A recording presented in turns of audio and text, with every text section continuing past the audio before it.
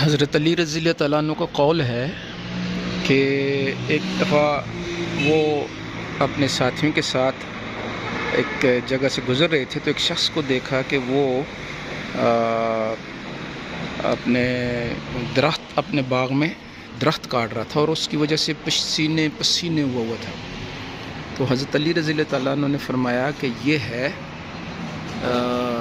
حلال کی روزی اور اس کا حساب ہوگا، یہ ہے حلال کی روزی اور اس کا حساب ہوگا، حرام کی روزی کا حساب نہیں ہے، وہ تو ڈائریکٹ جہنم میں جائے گا۔ اللہ پاک ہم سب کی حفاظت فرمائے جی۔ یہ دو بھائی لگے ہوئے ہیں، دیکھیں مشقت والی پیشے کے ساتھ، اللہ پاک ان کی روزی میں برکت عطا فرمائے۔ یہ رنگ سازی جو ہے یہ ایک پیشہ ہے، ٹھیک ہے جی۔ تو ابھی ہمارا پروگرام ہے، ہمارا باقی اسٹوڈیو چلتے ہیں انشاءاللہ۔ السلام علیکم جی ناظرین اکرام، آج ہم حاضر ہیں پروگرام لے کر جمعے والے دن کا، میں اور میرا پیشہ جو ہے یہ انسان کی ذریعہ آمدن کا ذریعہ بھی ہوتا ہے۔ پیشہ اس کے لیے نیک نامی کا یا بدنامی کا بھی ذریعہ ہوتا ہے، کیونکہ اس پیشے کو اگر صحیح طرح مخلص ہو کے اپنے پیشے کے ساتھ مخلص ہو کے جو آدمی محبت کر کے پیشے کے فرائض انجام دیتا ہے تو وہ پیشہ اس کے لیے نیک نامی کا سبب بھی بنتا ہے اور اس کے لیے باعثیت انسان پوری دنیا میں ایک نشانات، ایک قدم چھوڑنے کا نشان بھی بنتا ہے۔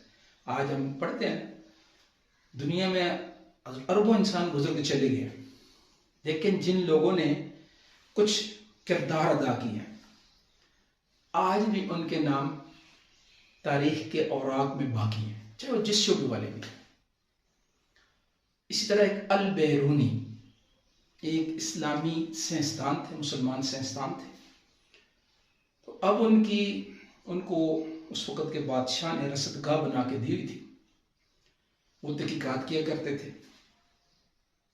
البیرونی جو ہیں وہ اپنے پیشے کے ساتھ کتنے مخلص تھے، کتنی تحقیقاتی ذہن تھا کہ آج بھی یہ ادھر ہمارے پاکستان کے پنڈ دادن خان کے قریب ان کا آج بھی وہ محفوظ ہے جگہ، ایک ٹیلہ ہے جس ٹیلے پر بیٹھ کر انہوں نے اس زمانے میں زمین کا قطر کی پیمائش کی، اپنے جو بھی آلات تھے اس زمانے میں انہوں نے بنائے ہوئے تھے، خود ہی بنائے ہوئے تھے، ڈیزائن کیے ہوئے تھے، اور اس کے ساتھ جو قطر زمین کا ناپا تھا وہ 24,000 کلومیٹر، کچھ اوپر نیچے تھوڑا سا، یعنی آج جو جدید ترین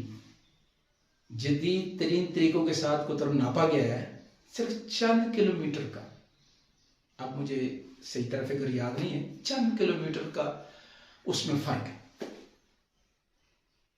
تو یہ وہ لوگ ہیں جو اپنے پیشے سے مخلص تھے اور تاریخ میں اپنے نام زندہ کر کے چلے گئے۔ اس لیے میں آپ جو بھی جس پیشے میں جائیں وہ ایسا کردار ادا کرے، جیسے ہم نے پچھلے پروگرام میں چل رہا تھا کہ ہم نے مختلف طبقات کو لینا ہے، ساتھ ساتھ وکلاء صاحبان کا ایک کردار ہے۔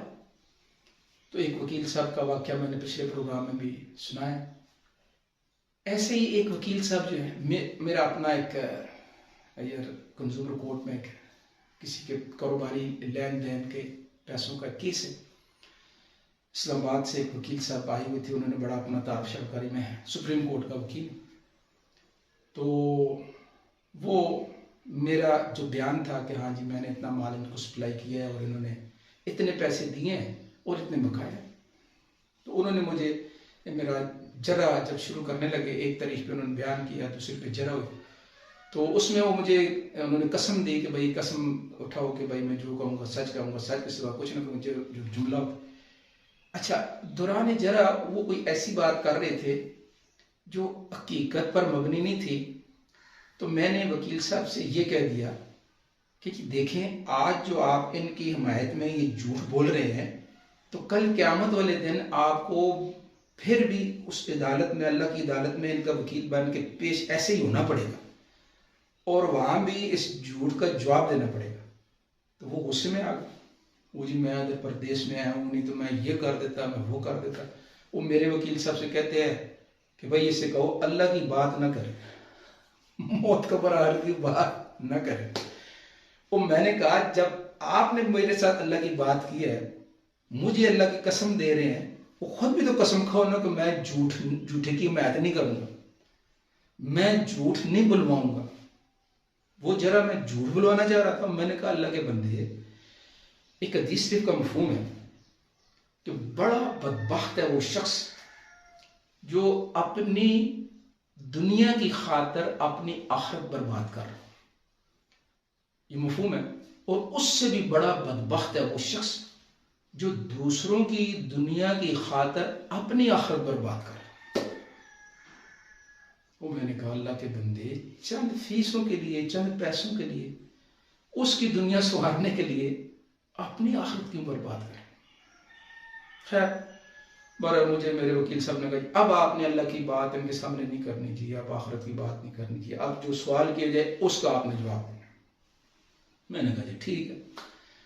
تو یہ واقعہ سنانے کا مقصد یہ ہے کہ ہر شعبے والا، چاہے وہ وکیل ہے، چاہے وہ بزنس مین ہے، چاہے وہ جو بھی ہے، جب تک وہ اپنے آخرت کو، اپنی منزل کو، دنیا کی زندگی چل سو چل ہے. یہ ہمیں آج پتہ چل رہا ہے کہ ہمارے ارد گرد سے ہمارے قریب والے لوگ، دور والے لوگ کس طرح جا رہے ہیں. ایسے ہی ایک دن میں بھی ایک تنکے کی طرح، جیسے بہت بڑا پانی کا ریلا ہو تو اس میں تنکا بہ کے جاتا ہے، ایسے ہی انسان ایک تنکا بہ کے چلا جاتا ہے. دنیا پیچھے اپنے آب و تاب کے ساتھ ایسے ہی چل رہی ہے. تو اپنے پیشے میں دیانتداری، پیشے کے ساتھ مخلص ہونا.